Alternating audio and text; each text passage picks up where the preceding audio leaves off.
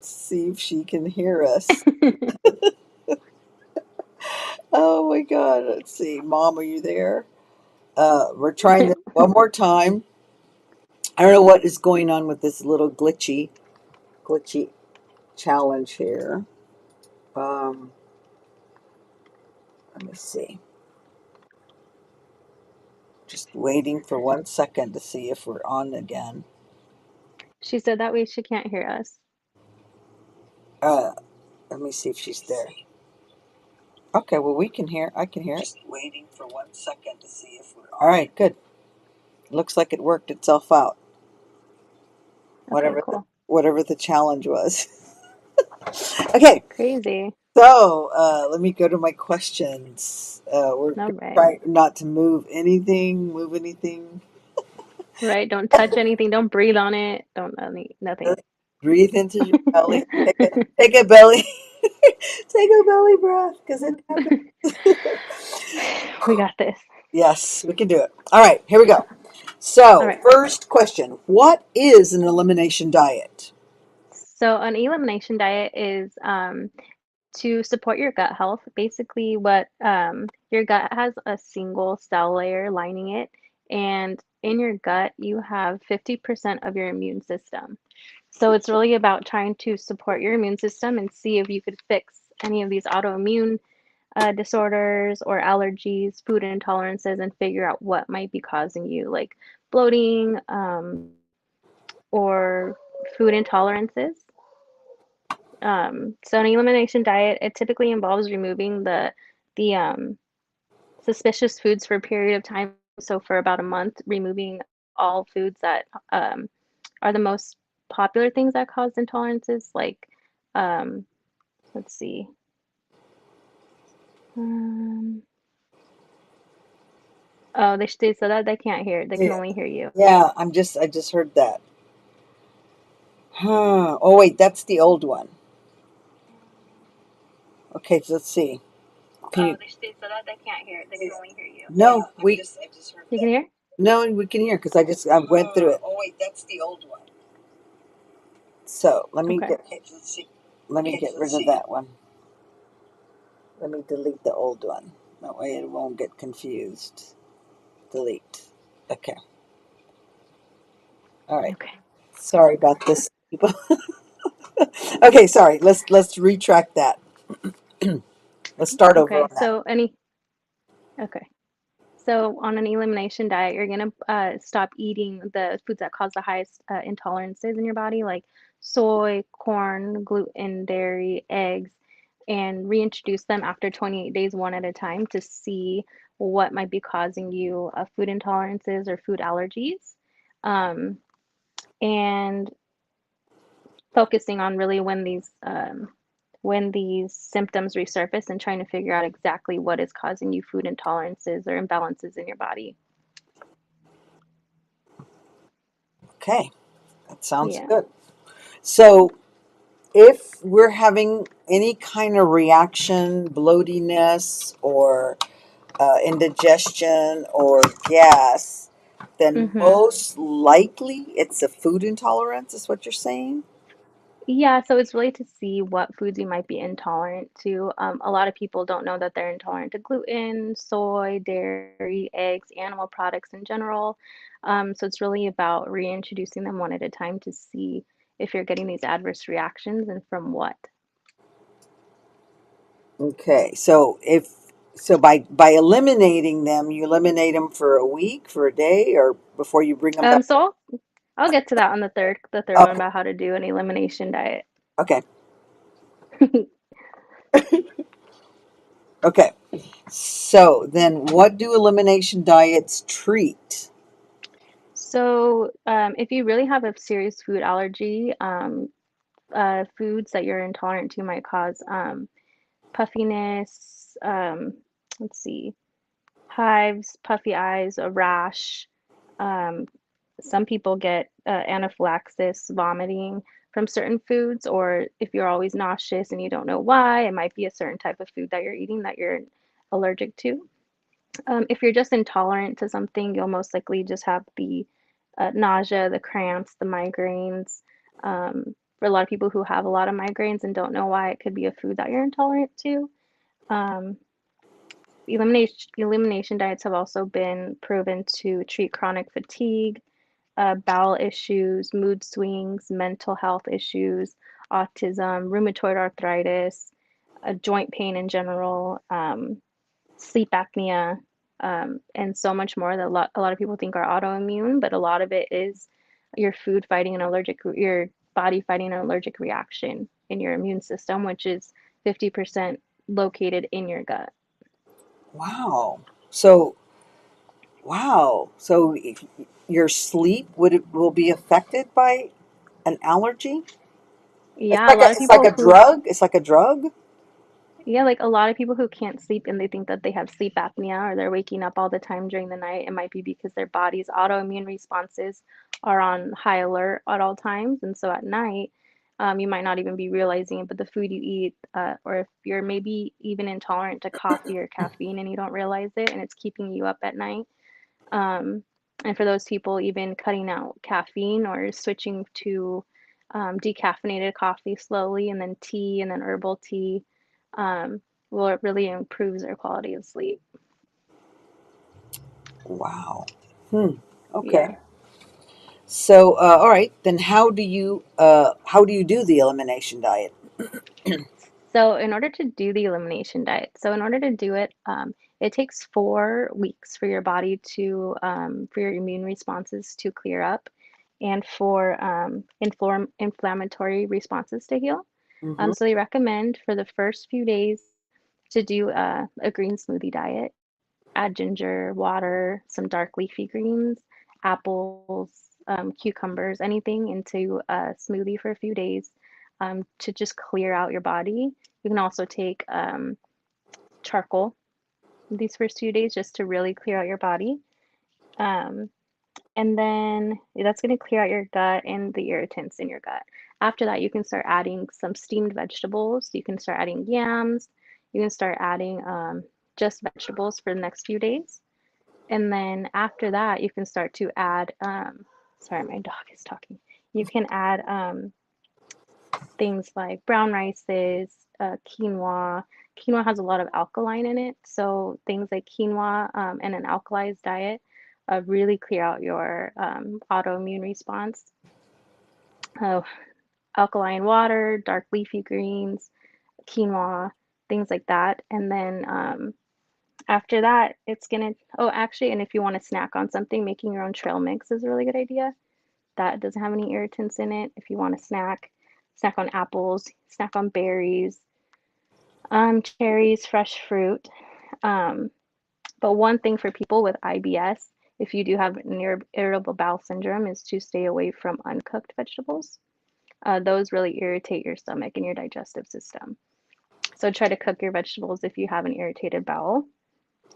And then But wait, hold on. if you But if mhm, you're juicing, will you get an irritated bowel like with the leafy greens? if you have IBS, then it's recommended to just start with the steamed vegetables and not do the raw foods because it's a lot harder on your body because of the peels um, and everything that are not cooked. They're going to be harder to digest. And also, beans, staying away from beans for people that have IBS is a big thing that they don't realize. And for bloating at night, it's recommended to have like hot tea or soup with your food to kind of aid in the digestion. Or they could have a soup. They could cook the Mhm. vegetables and make a soup. Exactly. Yeah. They So that could, would be something that's perfect. Hmm. so they could still do the greens, but cook them. No Yes, lettuce. exactly. Okay. Hmm. All right. That sounds good. Exactly. And then, so it's going to take 4 weeks for your immune response to heal and for your body to get unirritated from whatever's hurting your stomach and your digestive system. So after 28 days, you can start adding one at a time items like the corn, the gluten, but only one at a time. And you're going to do this for 3 days at a time. So let's say you want to re-add corn tomorrow. You're going to do 3 servings a day for 3 days just to see if you have any adverse reactions because it can take up to 3 days for your body to have a reaction from something. So you're going to look for a mood swing, you're going to look for a joint pain, you're going to look for a headache, a migraine, feeling lethargic, not being able to sleep, you're going to look for anything that giving you an adverse reaction. And they say if you, when in doubt, just count it out. So if you don't know that's what's causing it, and but you're getting a headache, then they say that that's probably one of the things that you're having an adverse intolerance to. Wow. And So, then when so joint pain could be from corn or soy. exactly, because it's your autoimmune response to inflame your joints when they feel like they're in trouble. Mhm. And because half of your immune response is in your gut, it's going to be really important to keep your gut inflammatory free, because it'll go to your joints. Wow. So you Yeah. really, if you got any kind of pain, you should just do this. Any kind of pain. It can be even just you're feeling a little bit. People say that it helps with people who are bipolar or anxiety, or it helps to treat autistic personalities a little bit to help calm them down a little bit so the ADHD doesn't happen so much, to see what they're intolerant to. Kids, grown-ups, pretty much anybody can benefit from a diet like this. For Wow. me, I want to do it because I have arthritis in my knees. I have a lot of joint pain. So I want to see if there's something that I can skip and not eat to be able to walk easier. Wow. That's good. Well, maybe we should do it Yeah. together. I want to do it too. Yeah. Yeah, that would be fun. To have a buddy to do it with, so that way I don't Yeah. cheat. Because you have to be 100% in, and that's the only way you're going to get 100% of the results. And then So a lot of people don't even, no hmm? alcohol, obviously, either, right? Right. It's an inflammatory. And a lot of people don't realize, but when they're buying stuff from bulk at the stores and they're scooping it, people are crossing scoopers and stuff like that. So you do have to be careful and really look at what you're getting and making sure there's no cross contamination, because the first 28 days is really critical in clearing your body from everything. So even a nut could be an inflammatory. It could be. They are included in the elimination diet. So trail mix is a recommended snack to make your own trail mix. But the thing is, you just really have to be careful and try not to. I probably wouldn't buy it in bulk, or I would really look at the brand you're buying to see if there's any cross contamination Hmm. at the factory. A lot of things in the health food stores are better at that, at not cross contaminating gluten. So just be careful with like the brands you're buying and stuff like that. Mm, that sounds good. All right. Hmm. Okay. Well, I think that was all of our questions. Yeah. Were we going to try to do tapping? We didn't talk about that before because we had so much trouble with the sound. What? I I was, but I didn't write one down today. Okay. So should we do a meditation or what should we do? Sure, or if you want to do a mudra or something, I could Uh, think of a meditation. I forgot to bring any of my mudras. Today's like a We crazy day. we were so like flustered because of the sound. I know it's crazy. Uh, Um, Actually, I do know a mudra. This we've probably done this mudra before. This is a breathing mudra, and it's like okay, tip to tip. It's ring finger to thumb finger. This is a okay, mudra that I use when I'm running. It helps you connect with your breathing. The other thing you want to do is put the tip of your tongue on the roof of your mouth. So put your hands on your laps like this. And then you want to look at the tip of your nose. So tip of your tongue on the roof of your nose, on the roof of your mouth, and look at the tip of your tongue. So we're going to take a deep breath, hold it for 5, and then exhale. We're going to take another deep breath. This time I want you to smile at your liver. Taking a deep breath, hold for 5, and exhale. Tongue on the roof of your mouth. This time we're going to smile at your heart. Take a deep breath,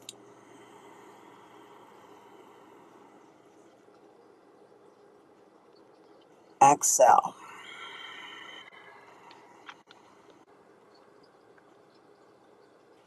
And then the last one, I want you to smile at your little small self. the little part of you that needs love, the little part of you that feels ignored, the little part of you that needs to speak up. Take a deep breath, holding for 5.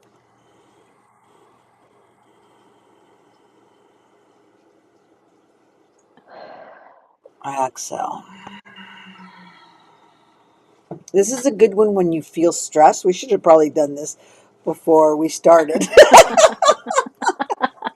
But when I'm running, this is a real, if you're like really trying to increase your speed, it's hard to run with this mudra, but I've been doing this for such a long time. And putting your tongue on the roof of your mouth creates a circuitry. Energy moves up the front, down the back, left to right. So this creates an energetic frequency of connection, mind, body, soul, spirit, emotion, and it helps the flow of oxygen to go to keep Hmm. continue. Interesting. Hmm. Yeah. So did you have anything else you wanted to add there, To the mudra or to or anything? to the elimination? Yeah. No. Well, one interesting fact that I was reading today about the elimination diets is just how in other countries they do it naturally because they focus on the staples of the food that they're eating. So in different countries, right, they're not eating as many things as we do in the US because we're trying to be so multicultural in the restaurants that we go to and everything. So this is actually the country where people need to do the elimination diets the most because we just expect to be tolerant of everybody's culture in our bodies. And sometimes that's if it's not in our ancestry, it's really hard for us to digest.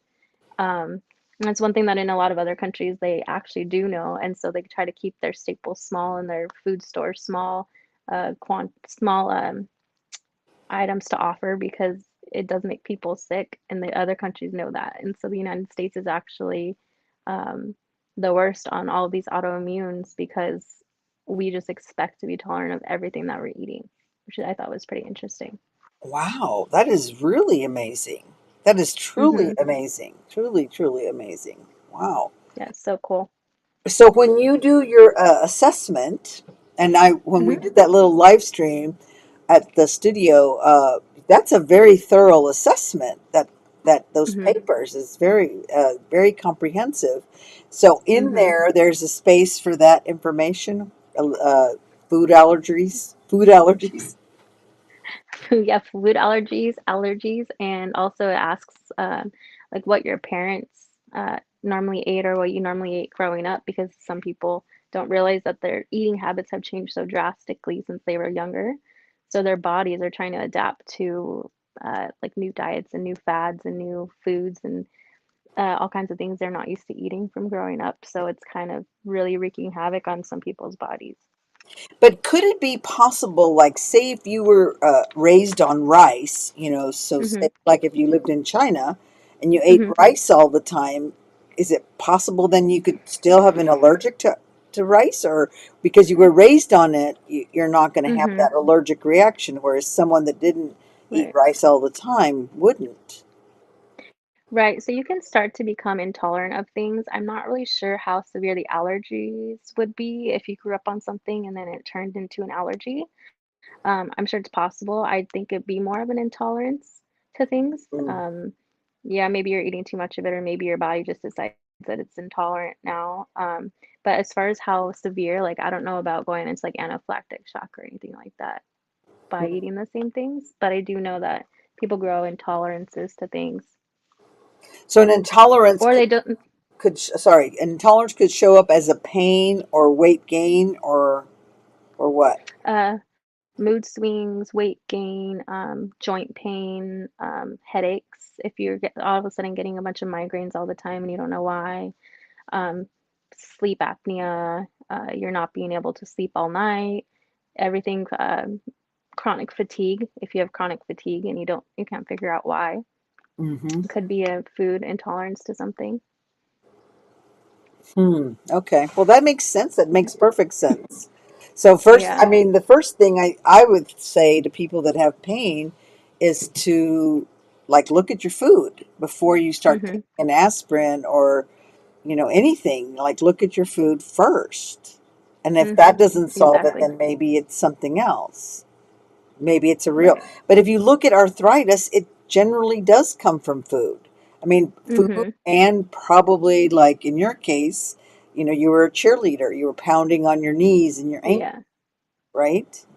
So Mhm. between that and then the food, Yeah. I realized that if I ate better or figured out what makes my swelling happen so much, I'd probably be way better off. Because mm, the inflammation is it's an immune response for your body protecting itself. So if 50% of your immune system is in your gut and you're eating bad, then your body's always going to be on high alert and always be sending out these immune responses to protect your joints and protect everything. okay, Erica has a question. What about intolerance to fillers, additives, and preservatives? So that's exactly what the elimination diet was that I was just talking about. So if you're starting off with green juice and veggies and slowly adding things in, then you'll see what if you're not getting any intolerances, then probably better off without sugar and stuff like that too. Yeah, sugar or sweet and low or any of hmm those. But like, Yeah, could salt?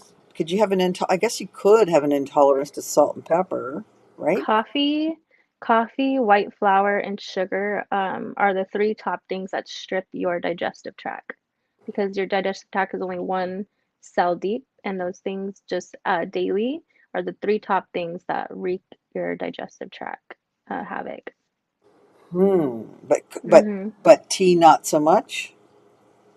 Tea, if it has caffeine in it, yes. If it's chamomiles, lavenders, mints, no, not so much. So they're trying to, when they're doing the elimination diets, the doctors are trying to get people off of coffee, switch to half calf slowly, switch to decaf, switch then to green tea, and then to chamomile. So that way you can slowly wean your body off of coffee. That's the healthiest way to do it. But the coffee, the sugar, the flour are the three most harmful things for your gut. So if you look at coffee, it it gives us a false sense of energy, right? Because it hmm actually is stressing out the adrenals over and over. So people are addicted to the taste, or are they addicted to that little temporary charge? But for people who are addicted to coffee, I don't even know how much of a charge they really get anymore from it. They would have to have more and more of it, right? So I think it's more of the routine that people have of getting up and having that cup of coffee than it is the adrenaline that you're going to get from it because after a long time, you don't get that anymore. Exactly, right? hmm One of my clients told me recently that it helps her eliminate bowel movements. Is that possible? Helps her eliminate them.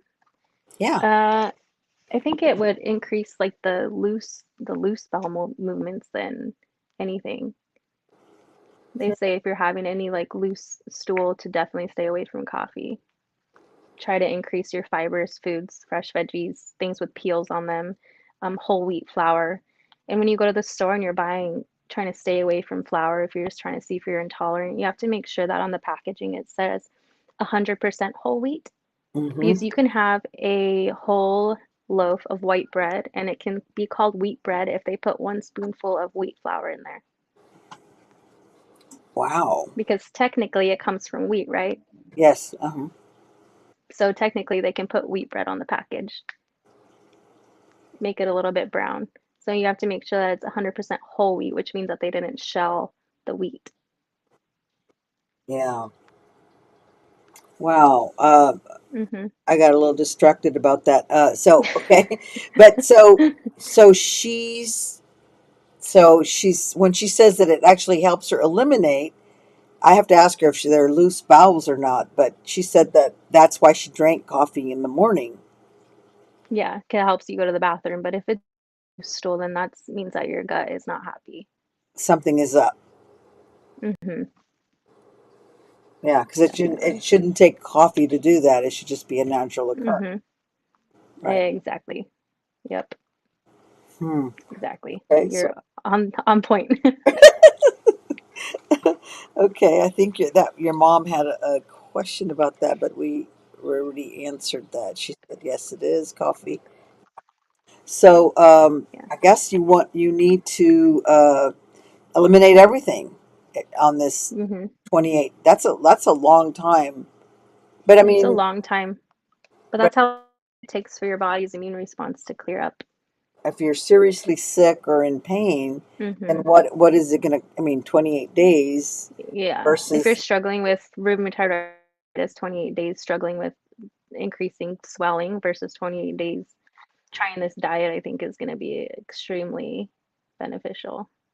and it's possible that it can get worse before it gets better, right? Right. I think it would be hard for people that are trying to cut the caffeine. That's why you have to do it slowly because your migraines could increase if you're addicted to caffeine. So that's why they say to take it slowly.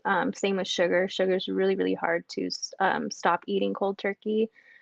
So it's recommended that if you're used to having, let's say, a cookie every day at your lunch, to buy cookies from the whole food store that are made with agave instead of sugar or honey instead of sugar. So you can still have something sweet, but you're not going to be eating so much white sugar.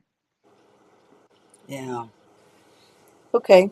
So I guess let's talk about how they can get a hold of you. Let me move to this page here. So right now you're still working Yeah, my website. on your website. Oops. Yeah, I had a problem with the domain, so I had to go talk to Google. All right. Now I'm having trouble with this. It's not letting it's not letting me but get it bigger. Oh my gosh. Come on, go. Um, let me see. UCAM is not happy today. Oh my god. Oh, maybe it's unlocked. Okay, I see now. All right, get rid of that. There. Okay. So they can get a hold of you with at Health with Amore, right? At Yes. on Instagram, and then they can also email you at Anna Hmm. Moreno 1live.com by appointments at my studio Monday, Wednesday, Friday, 9 to 3. And then there's your phone number 323-366-1283. How long does it take for the initial consultation? An hour, An hour. And then, typically uh, an hour. and so what is that? What does a normal consultation cost? The normal consultation is free. So what happens, I have a jot form through the internet. So if anybody's interested and they email me, I can email you the health history. That way you don't have to get there early and write it all down. You can actually have it already done. It'll just text it to me and we can just go over it at our consultation. Okay, well, that sounds good. Hmm. So I thought I'd put your face there so you could be talking. I was like, oh, that's me floating around.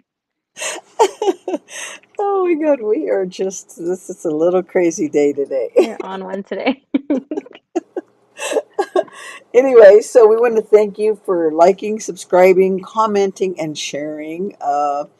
Thank you. Be well and blessings. Thank you, and we'll see you tomorrow. Thank you. Bye.